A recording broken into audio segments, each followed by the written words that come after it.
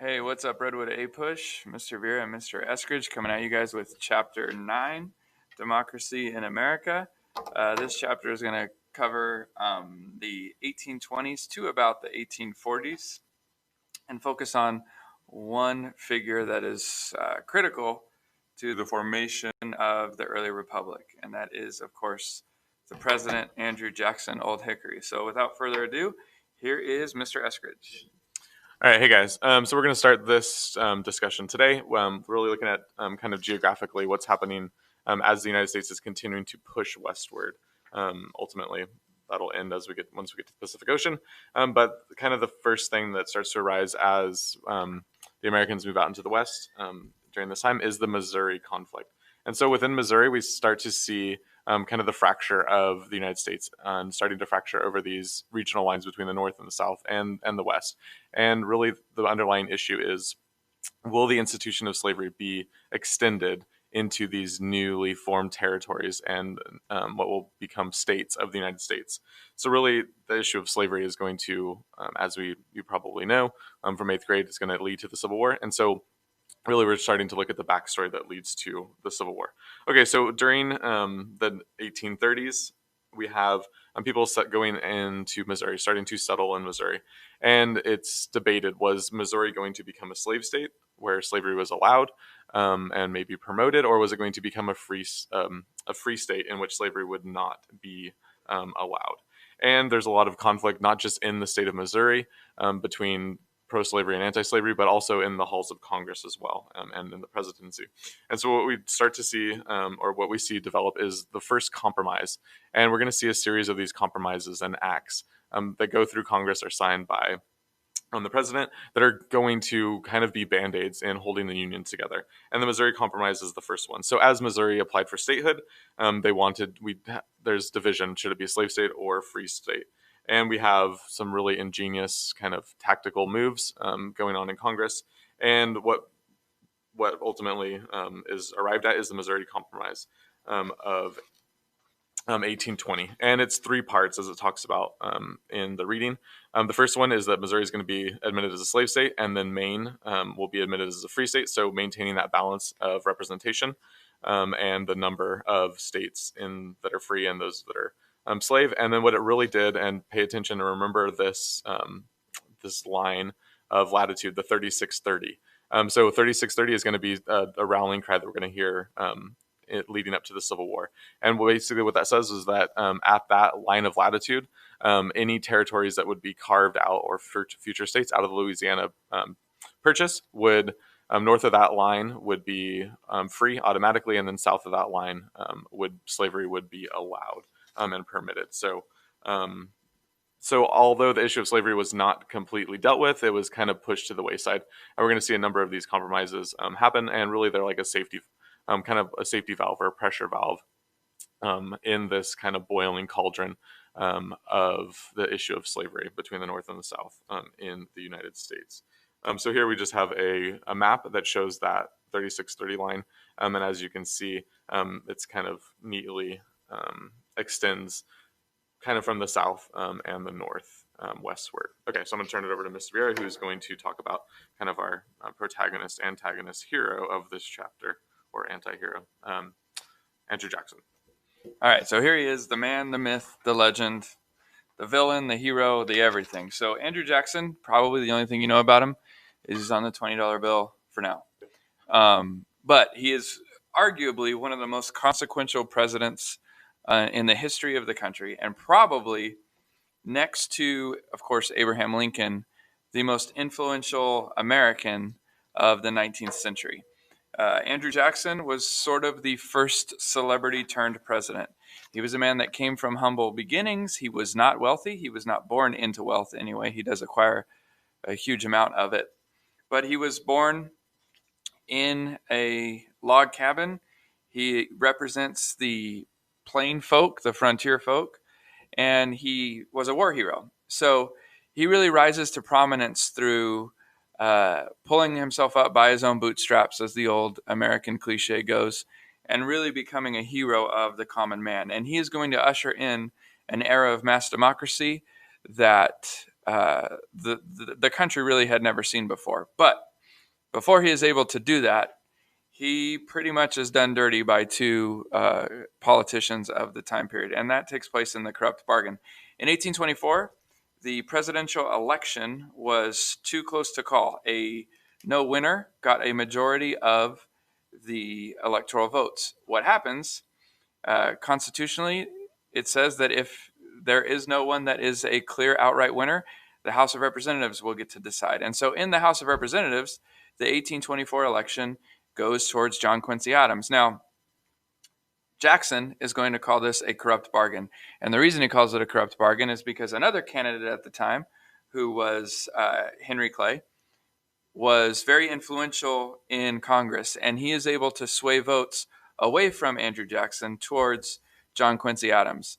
And in return, Clay is made Secretary of State, which is, of course, next to Vice President, the best job that you can get from the President of the United States. So Jackson really feels cheated and kind of swears revenge on John Quincy Adams and Henry Clay.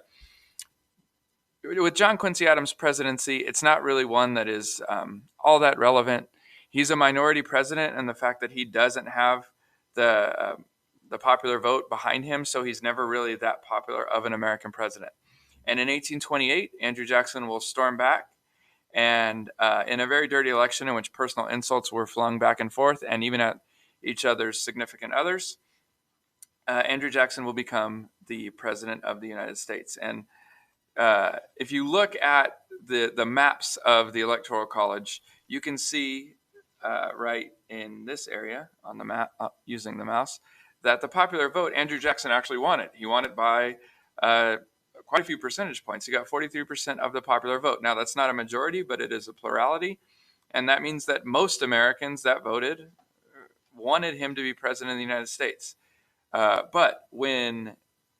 Because he only gets 38% of the electoral vote, he is not declared winner. That's the way that the Constitution is written up. You have to get over 50% of the vote. So when the House of Representatives votes, this is the result. And you can see John Quincy Adams goes from getting 32% of the electoral votes to 54% of the votes cast in the House of Representatives.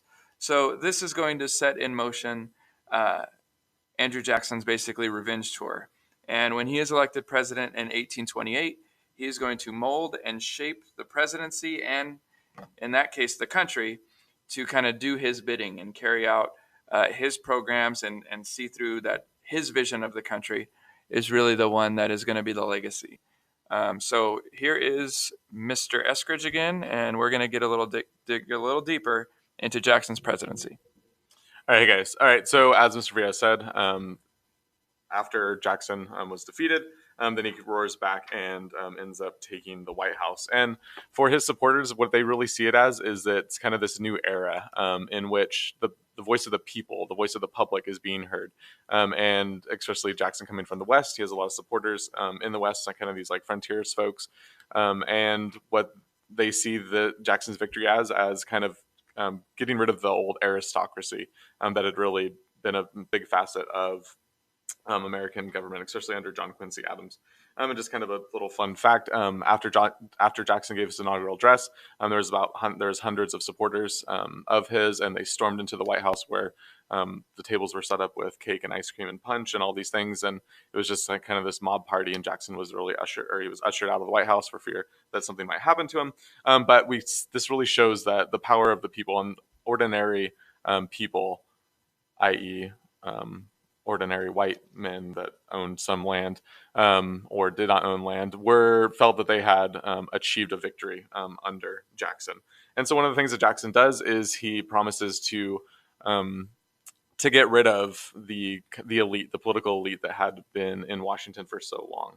And so what he does is he essentially says, I'm going to get rid of these people, and they may have been qualified, they may not have been qualified, but that they were people that had had experience in office, and therefore he wanted some new blood in there. And so what he ends up enacting is what's called the spoils system, and basically he says, to the winner goes the spoils. And so what he does, he appoints numerous people to different cabinet positions and different government positions that may have been qualified, again, may not have been qualified, but really he sets up this idea that political office can be won based on political favors, and we're going to see that continue to be. All right, hey guys, so we got cut off there. All right, so just to kind of wrap up the spoils system, so Jackson appoints many of his friends to these positions within government. And this spoil system isn't necessarily something new in American politics. We've seen this happen in the government leading up to Jackson's presidency, but Jackson really puts a name on it and this idea. And again, getting rid of the old, bringing in the new, even if those may have been just political allies from before. And this is one of my favorite political cartoons that you can see here. Jackson on the hog, going whole hog. Just wreaking havoc on the White House and just throwing everything out. So yeah, good one. All right, I'm going to turn it back to Mr. Briere, who's going to continue talking about Jackson and the things that he does. All right, so one of the major controversies that marked Andrew Jackson's presidency was the Nullification Crisis. And the Nullification Crisis revolved around a tariff or a tax on imports that was passed in 1828. Now, this particular tariff was especially hated by Southern planters. And the reason was it was a tax on imports from Europe, specifically England, of manufactured goods, so finished goods. And the Southern planters really viewed this as a law that was put in place to just benefit Northern manufacturing and basically force Southerners to purchase manufactured goods that were made in the North as opposed to perhaps goods that were cheaper that were made in Europe. And to be fair to Southerners, that is exactly what the intent was of the tariff of 1828. But they couldn't stand it. They viewed it as federal overreach, and it was known in Southern states as the Black Tariff, or as we have here, the Tariff of Abominations. So one state in particular took exception to the tariff, a Southern state in which is cotton production and rice production is pretty much their number one staple, and there was not a lot of manufacturing in that state, but South Carolina. South Carolina has a special convention in which they declare that that tariff is null and void in their state. And this is where the idea of nullification comes in. And so what South Carolina basically decided was that they were not going to pay the tax and not make their purchasers of manufactured goods pay this tax. And they said that the federal tax collectors were not welcome in their state, therefore kind of establishing that South Carolina law superseded federal law. And so there's this debate in the United States of America of who has ultimate authority. Does federal law supersede state law, or do states have rights that supersede the federal government? This classic liberal versus conservative argument that had been raging since Hamilton and Jefferson. Ultimately, Andrew Jackson does what Andrew Jackson knows how to do. He makes threats. He promises to kill people, which, to be fair, Andrew Jackson probably would have carried that out. And he threatens to go to South Carolina using the military in something which is known as the Force Bill to collect the taxes that were due to the federal tax collectors. And he refers to all the nullies as basically treasonous to the United States of America. Luckily, the great compromiser, Henry Clay, steps in 1833, and he gets a bill that is passed which reduces the tariff in increments throughout the years. And so they're able to avoid possible secession by South Carolina and a possible civil war, at least a little mini civil war, in the early 1830s. What's important about the Nullification Crisis is you begin to really, really see the idea of sectionalism take over the national conversation. And the Nullification Crisis is really the first instance in which the concept of quote-unquote states' rights come into play. And South Carolinians arguing that their states have certain rights that the federal government cannot take away, and Andrew Jackson basically saying, oh yeah, well, here's my gun. So you begin to really see the conflict between the federal and the state government, and Andrew Jackson being this consequential, huge American figure and huge personality, ultimately winning the day with a little bit of help from Henry Clay and helping calm everybody's fears. So here's Mr. Eskridge again. All right, hey guys. All right, so I'm going to talk about another significant issue or event during Jackson's presidency, and that was the Bank War. And so one of the things that Jackson had kind of beef with was the United States Bank of America. And if you remember back to when we first talked about this under Hamilton, one of the goals that Hamilton said that that required or that made necessary the Bank of the United States was to have some kind of economic source that would or group that would stabilize the economy. And some of the ways they did that was to make sure banks are accountable and they're not loaning out more money than they actually have on hand. Also regulating the currency, and also to make profit for the private investors that invested in the bank. And again, Hamilton had wanted some way to tie the wealthy after the revolution to the success of the United States government. And so one of the ways to do that was the Bank of the United States. Right. So the first charter of the Bank of the United States expired, and then the second one came up a couple of years later and was authorized by Congress, signed by the president. And then it came time during Jackson's presidency to reauthorize the bank again. And when Congress moved to reauthorize the bank, which they did so a couple of years before it was actually required, Jackson took beef with it, and Jackson took issue with it, and he vetoed it. So essentially, Congress passed the reauthorization saying that the bank would continue, and Jackson said, no, thank you. I'm not going to let that happen. And so what he did is he vetoed the bank, and he argued that the bank was a problem. The bank was an example of too big of a government, the government having too much control over people's individual lives, and therefore something needed to be done about the bank. And so what Jackson does is he, and not just in shutting down the bank, but also orders his federal officials to stop funding the bank. And so what it really does is it ultimately results in a couple things. One of the things that it does is it helps to contribute to the economic downturn or the economic depression that happened during the 1830s, because the bank was kind of gutted and didn't have the money that it needed. And as you read about, it seems kind of like the stock market crash, where people are going to the banks and taking out their money, and therefore the banks don't have the money on hand, and so they kind of collapse. And another thing that the bank war really does is it starts to bring about divisions within the American people. And so we're starting to see the development of a new political party, the Whigs, which Mr. Vieira will talk about in a minute. But so the bank war is, again, another issue. It's kind of like nullification that's going to start to split the American people into different sides, or different corners of the ring, if you will. So I'm going to turn it back to Mr. Vieira, who's going to bring it home with the Whigs.